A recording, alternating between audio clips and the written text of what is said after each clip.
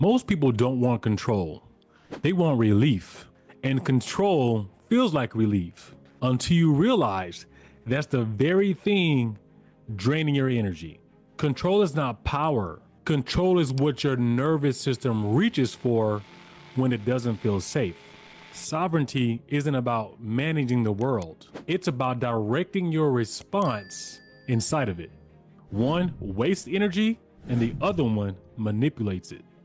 So if you think about relationships, when a person's anxious or trying to be controlling, it's more so about how that person's feeling or the relief that they're trying to get because they have control issues or they have some kind of, past experience that made them feel a certain type of way.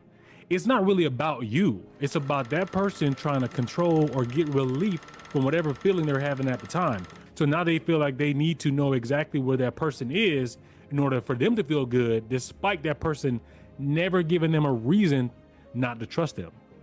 So it's funny because one of my friends right now, she's dating someone brand new. They've been together maybe like two months or so, and he doesn't text consistently, which is the early of the relationship, so that kind of happens. Her nervous system is going haywire because she wants to communicate with him on a regular basis, but this person has a demanding job. She's losing her mind. She's, trying to ask ChatGPT all kind of questions. She's checking her phone every 30 minutes. She just can't do anything. She's being debilitated throughout her day because she might text him in the morning and he doesn't respond for 5 or 6 hours.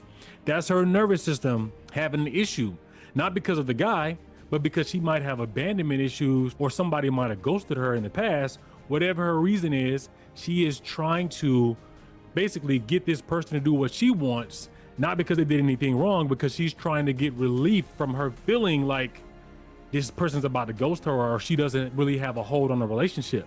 This person can give you all the signs and signals in the world that they like you, but they could just be busy.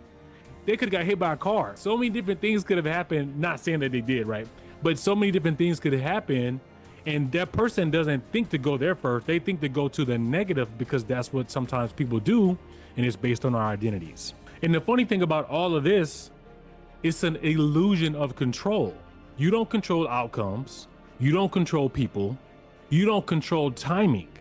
So to try to sit here and go through and how to navigate someone else's feelings for you or try to navigate all these different things, you can't control anything. So the one thing that I will say that you can control is where your attention goes. And the other thing that I think will be good to control is the meaning that you assign in real time. If you think about the things that I just mentioned, when those are uncontrolled or unmanaged, your life probably feels like chaos. But when they're regulated, your life starts to become responsive. Majority of people are reactive. There's very few times where you have someone who's proactively trying to make sure things are in order. I'm one of those people that are very proactive, and I've mentioned before, I don't like damage control. I try to do everything that I just mentioned as far as controlling my nervous system, controlling how I see certain things, and that's why I talk about reframes, and that's why I talk about identity shifts, because when you are able to shift your identity using the 3 things that I talked about, your life will start to align in the areas that you want it to. So if you think about what I'm saying, one is influence versus control.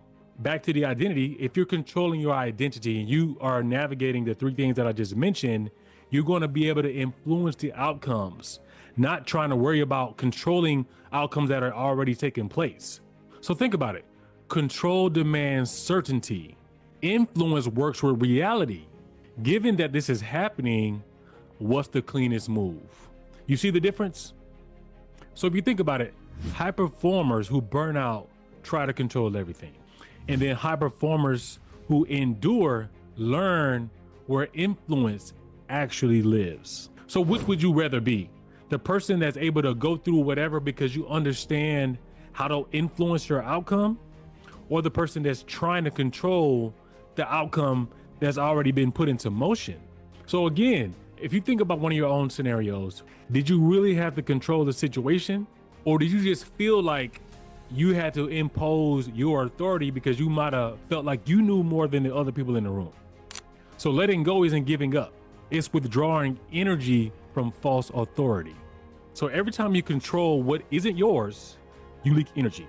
And every time you reclaim choice, that energy comes back online. And this is sovereignty in practice.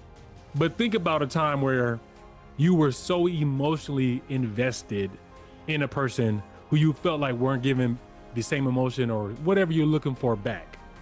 What happened as soon as you let go of trying to control that situation? You kind of felt like a relief that it was over.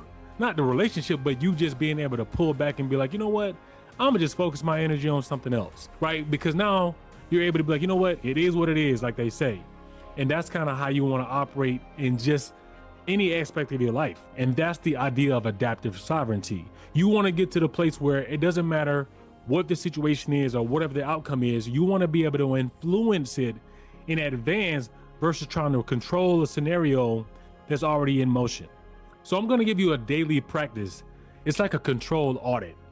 The thing with NLP or integrative psychology is you're trying to remove a person and get them out of their own way. A lot of times people are scared of change, or they feel like they got to control everything before they make a decision. So that limits them from, moving forward in life in different aspects, relationships, finding a new job, how they manage their kids or their finances. This audit that I'm going to show you will give you the ability to be able to check yourself daily so you have more influence over what actually happens in your life. So here's a simple daily recalibration. Ask yourself once daily, is this within my control, my influence, or neither one? If it's neither, I want you to release it. This single distinction will return hours of energy and time back into your life. When I was talking to my friend, I was like, you know what? Just let it go. Focus on yourself. Think about the stuff that you want to do instead of just being in the house all day. Just let it go. And if this person hasn't give you any reason to think they're going to ghost you, they're still texting you, they're still reaching out to you. If a week hasn't gone by and they haven't reached out to you, it's fine. Just let it go. So the number one thing you need to think about, you don't need to control more. You need to choose more precisely. Sovereignty isn't force, it's energy directed. So the three things that I want you to take away from this: control is an illusion. Choice is real. Takeaway number 2, energy returns the moment you stop managing what isn't yours. And takeaway number 3, sovereignty isn't about domination. It's about direction. And this is the inner architect. On the other side of uncomfort is where your biggest breakthroughs will come. I say this because I remember I wanted to jump out of a plane. I was clear that I wanted to do it, but I was so scared to do it. I was thinking that